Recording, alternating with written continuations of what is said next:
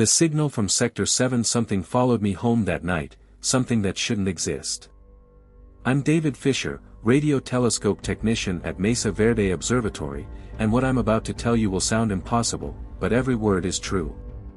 It started 3 days before that drive, when our main array picked up a signal that made Dr. Sarachin go pale, a pattern that repeated every 47 seconds with mathematical precision that couldn't be natural, couldn't be random noise or satellite interference or anything we'd catalogued in 12 years of watching the sky. She handed me the printout with shaking hands, told me not to tell anyone, not even my wife Rebecca, said it was probably nothing, probably just equipment malfunction, but her eyes told a different story. Her eyes said she knew exactly what this was and it terrified her. The pattern had layers, information nested inside information like something designed to be unpacked slowly, carefully, and when I stayed late that first night running my own analysis, I found what Sarah had missed. Buried in the third layer was a sequence of prime numbers, then a star map, then coordinates pointing to a spot 63 miles from where I sat. My hands started shaking then too, because whoever sent this signal wanted someone to find those coordinates, wanted someone to come looking, and something in my gut told me that someone was supposed to be me. The next day dragged like walking through mud, every minute an hour, every hour a day, and I couldn't stop thinking about that location in the desert, couldn't stop wondering what might be waiting there. Rebecca asked at dinner if something was wrong, and I opened my mouth to tell her everything, but the words died in my throat because how do you explain that you might have found proof we're not alone without sounding completely insane? That night I didn't sleep, just lay there staring at the ceiling, and by 3 a.m. I'd made my decision. Tomorrow after my shift I was driving out to those coordinates, alone, just to see. Wednesday crawled past, me pretending everything was normal while the signal kept transmitting, kept calling, and around noon I noticed something that made my stomach drop. The intervals were getting shorter, 46 seconds, then 45, like whatever was sending it was getting closer or running out of time. By 6 p.m. when my shift ended the interval was down to 43 seconds and my heart was hammering as I climbed into my truck and pulled up those coordinates on my phone, hands so unsteady I almost dropped it twice. The drive took me west on Highway 160, then south onto dirt roads that got rougher with every mile, my truck scraping against rocks and brush as I pushed deeper into desert where no one had any business being. The sun was setting, sky bleeding orange and purple, and I kept checking my phone, watching the distance tick down, 2 miles, 1 mile, half a mile, and when I was about a quarter mile out I saw it and my foot slammed on the brake without me telling it to. There in a shallow valley ahead was a perfect circle of scorched earth, 50 feet across, and in the center something metallic that caught the dying light and threw back colors I'd never seen before, colors that didn't look real, that hurt to look at somehow. I grabbed my flashlight and camera, left the engine running because some part of me knew I might need to run, and started walking toward that circle, every step harder than the last because this was real, this was actually happening, and nothing in my 12 years of studying the cosmos had prepared me for how that felt. The temperature dropped the moment I crossed into the scorched area, not gradually but instantly, like stepping through a wall from summer into winter, and I could see my breath even though it had been 80 degrees 10 seconds ago. The object in the center was hovering 3 feet off the ground, perfectly smooth except for symbols that shifted and changed as I watched, flowing like liquid across the surface, and my camera screen went to static when I tried to photograph it, my phone died, my flashlight flickered and went dark with fresh batteries. I should have run then, should have gotten back in my truck and never looked back, but instead I walked closer, pulled by something I couldn't name, and when I got within 10 feet the object began to emit a sound, low and resonant, that I felt in my bones, in my teeth, in the center of my chest. The sound had rhythm, the same pattern as the radio signal, and something clicked in my brain. This wasn't just a device, this was a message, this was communication, and whoever sent it was trying to tell me something. I stood there watching the symbols flow and shift, and gradually I started recognizing patterns, mathematical relationships, physical constants, the language of the universe itself. Then the object projected a hologram into the air between us, geometric shapes that resolved into something I recognized, our solar system, with Earth highlighted in blue. The image zoomed in on Earth, on North America, on Colorado, on the exact spot where I stood, and my breath caught because this was a map, this was showing me where it came from and why it was here. The view pulled back out past Mars and Jupiter and Saturn, out into interstellar space where 3 other stars pulsed with light, and between them appeared a network of lines, paths or routes connecting them, and one path led directly to our sun, to Earth, to me. Something was moving along that path, something big, something coming toward us, and the hologram showed a timeline with symbols I couldn't read but somehow understood. Whatever was coming would arrive in 96 hours, for days, and this probe had been sent ahead as a warning or an invitation, or maybe just to see if anyone was paying attention. The sound stopped and the hologram vanished, leaving me alone in the dark with my racing heart, and that's when I heard the other sound, not from the probe but from somewhere above me. I looked up and saw lights, 3 of them arranged in a triangle, moving silently across the stars, and they were descending, coming down toward the valley, toward me, and every instinct I had screamed at me to run. I ran, stumbling over rocks I couldn't see, and when I reached my truck and looked back, the lights were close, so close I could see they weren't separate objects but points on a single massive craft shaped like a flattened disc, easily 200 feet across. My truck started on the first try and I threw it into reverse, not bothering to turn around, just backing up as fast as I could while the craft settled into the valley, its lights illuminating the scorched circle and the floating probe. Something extended down from the craft's underside, an arm or appendage that gently retrieved the probe and retracted, and then the craft rotated and one of its lights swung around and locked onto me, and I felt that light-like pressure inside my skull, like fingers pushing into my brain, and images flooded in, not my memories but someone else's, cities floating in gas giant atmospheres, beings made of pure energy, civilizations that rose and fell between heartbeats. The pressure released and I could breathe again, and the craft began to rise, slowly then faster, accelerating in ways that should have shattered every window for miles but made no sound at all, and within seconds it was gone, just another star, then nothing. I sat there shaking, 20 minutes maybe, trying to convince myself this was real, that I hadn't had some kind of breakdown, but the scorched circle was still there in my headlights and my electronics were dead, completely drained despite being fully charged an hour ago. I started driving back, checking my mirror every few seconds, and that's when I saw them, smaller lights, maybe a dozen, following at a distance, matching my speed exactly whether I went fast or slow. They stayed with me the entire drive, never closer, never farther, and I couldn't tell if they were watching me or protecting me or just curious what I'd do next. When I reached the observatory parking lot, they disappeared like they'd never existed, and I sat in my truck trying to decide what to do, whether to tell Sarah, whether to report this to someone, whether to just go home and pretend none of it happened. I drove home, told myself I needed time to think, to understand what this meant before I started making claims that would destroy my career and my life, and I slipped into bed next to Rebecca without waking her, lay there until dawn staring at nothing. Thursday morning I called in sick, first time in 3 years, and spent the day searching online for similar encounters, trying to find someone, anyone, who'd experienced what I had. I found stories, some obviously fake, others harder to dismiss, people describing objects and lights and experiences too similar to mine to be coincidence, but none of them mentioned a timeline, a countdown, the feeling that something massive was about to happen. My phone and camera were destroyed, not drained but actually fried, every circuit overloaded, and I wondered what else might have been damaged, whether I'd been exposed to something that would kill me slowly over months or years.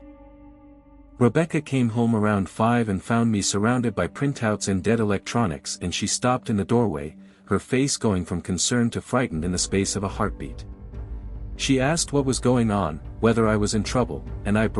told her everything, the signal and the coordinates and the probe and the craft and the lights following me home, words tumbling out faster and faster until I ran out of breath.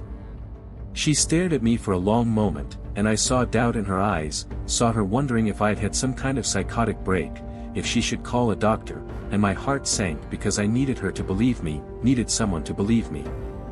Then she sat down slowly, still watching me like I might do something unpredictable, and asked if I'd been drinking, if I'd taken anything, and I shook my head and showed her the dead electronics, showed her the printouts with the coordinates and the signal pattern, and I saw the doubt start to crack.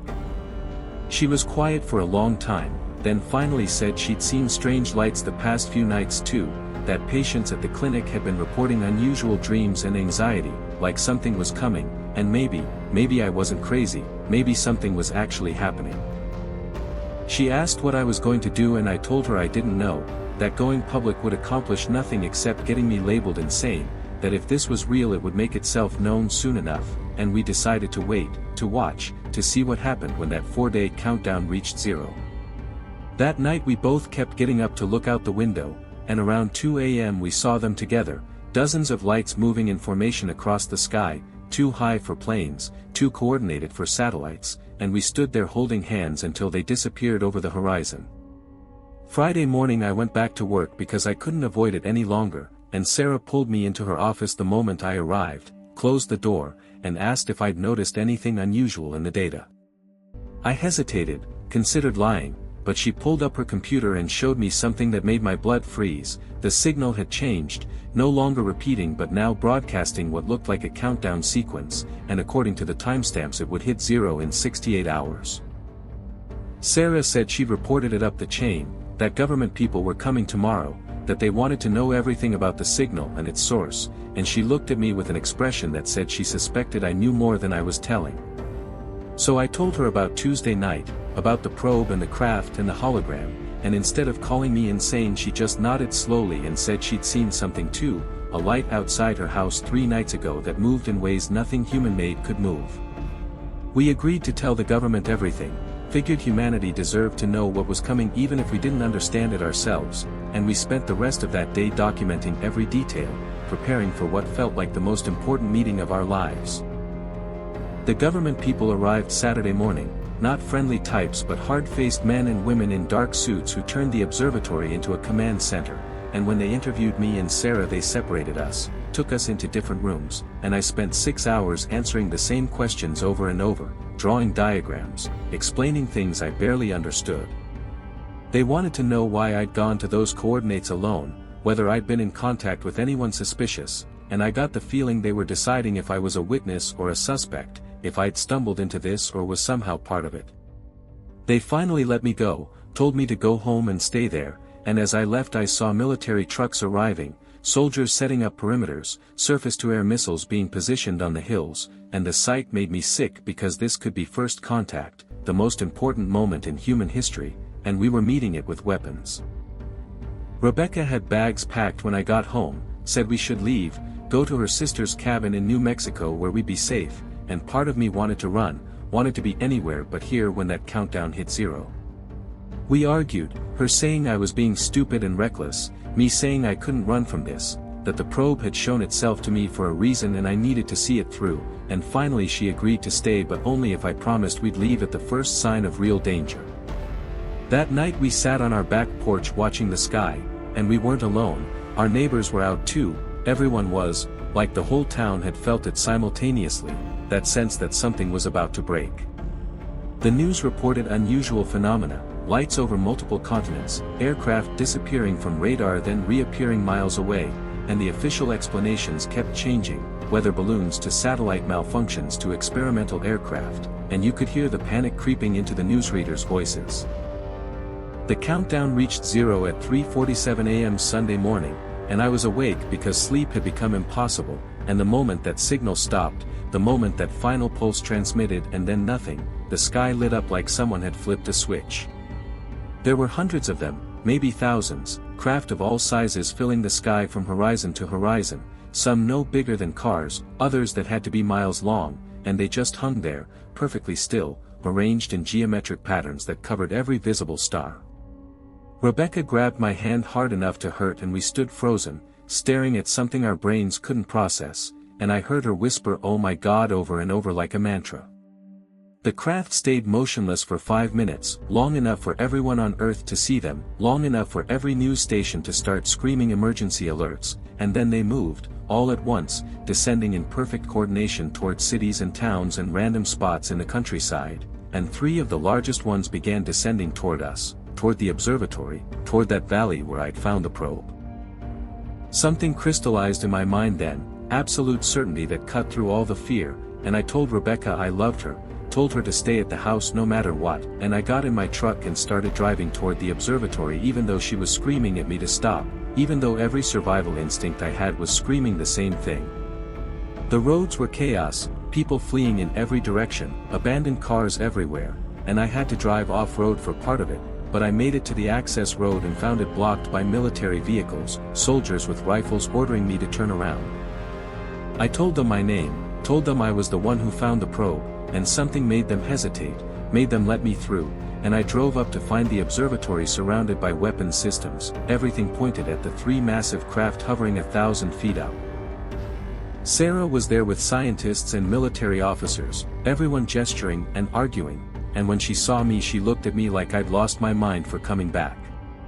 Before she could speak the craft began to resonate, to emit that same sound from the probe but amplified 1,000 times, and it reached inside me and rearranged something fundamental, and suddenly I could understand what they were saying, not words but pure meaning that bypassed language. They were asking permission, asking if we were ready, if we wanted what they were offering, and this wasn't an invasion, this was an invitation. They'd been watching us for generations, waiting for us to develop enough to make contact worth attempting. The probe had been a test, to see if we were curious enough, brave enough, to respond, and now they were here, ready to make contact if we accepted, ready to leave if we refused, and the choice had to be made now, in this moment, because opportunities like this didn't come twice. Sarah understood too, I could see it in her face, and I looked at the military officers and saw fear in their eyes, saw hands moving toward firing controls, and my heart stopped because if someone didn't do something in the next few seconds, if fear won, we'd fire on these craft and lose our chance forever. So I did something insane. I walked away from the group, walked out into the open ground between the observatory and the hovering craft, and I raised my hands above my head, not surrender but greeting, acceptance, and I thought as loudly as I could, yes, we're ready, I'm ready, show us. A beam of light descended from the central craft, soft and golden, and it wrapped around me and I felt myself rising, my feet leaving the ground, and I heard people shouting behind me, heard Rebecca's voice screaming my name because apparently she'd followed me despite my telling her to stay home, but I wasn't afraid because the light felt like waking up from a long nightmare. I rose into the craft and the light faded and I stood in a chamber that was bigger than the entire craft should be, bigger than physics allowed, and I wasn't alone. There were beings there, dozens of them, things that looked nothing like us but I knew somehow they were people, intelligent, conscious, alive, and they were welcoming me, welcoming humanity, into something they called the network, a connection between species spanning the galaxy.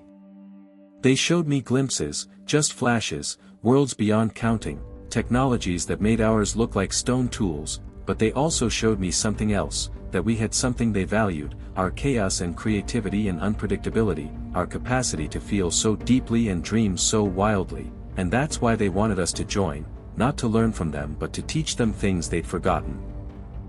They gave me a choice, stay and explore the network, see things no human had ever seen, or return and help prepare humanity for what was coming, because whether we joined today or in 100 years, the invitation would remain open, but each person had to choose for themselves. I thought about Rebecca, about Sarah, about everyone down there who was terrified and confused, and I told them I wanted to go back, wanted to help build the bridge between our species and theirs.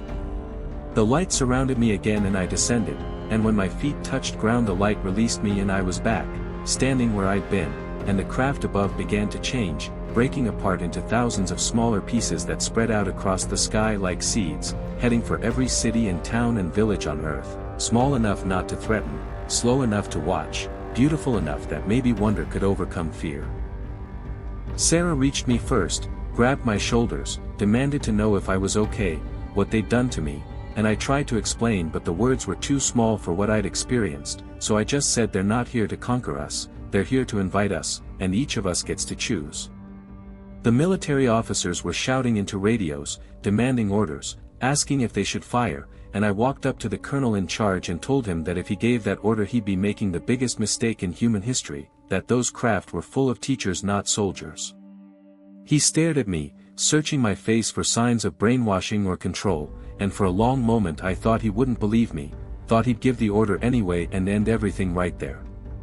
Then something shifted in his expression, doubt maybe, or hope, and he picked up his radio and said, "All units stand down, do not engage," and I felt my legs give out, sat down hard on the ground as everything hit me at once. Rebecca found me there, had followed me from the house because of course she had, and she held me while I shook, not from fear but from the weight of what I'd seen, what I now knew about how small we were and how much bigger we could become.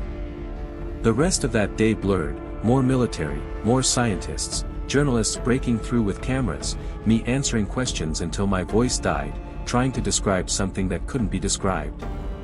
The smaller craft landed all over the world, in parks and streets and fields, and people approached them, some cautiously, some eagerly, and the beings inside would emerge and communicate and offer the same choice, stay or go, join or wait, but always with the promise that the invitation would remain.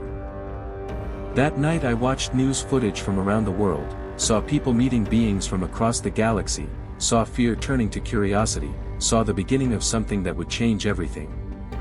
I still work at the observatory, still study the cosmos, but now when I look up at the stars I'm looking at neighborhoods, at homes, at beings as curious about us as we are about them. Sometimes Rebecca and I drive out to that valley, to the scorched circle that's still there, and we stand in the center and remember the night everything changed.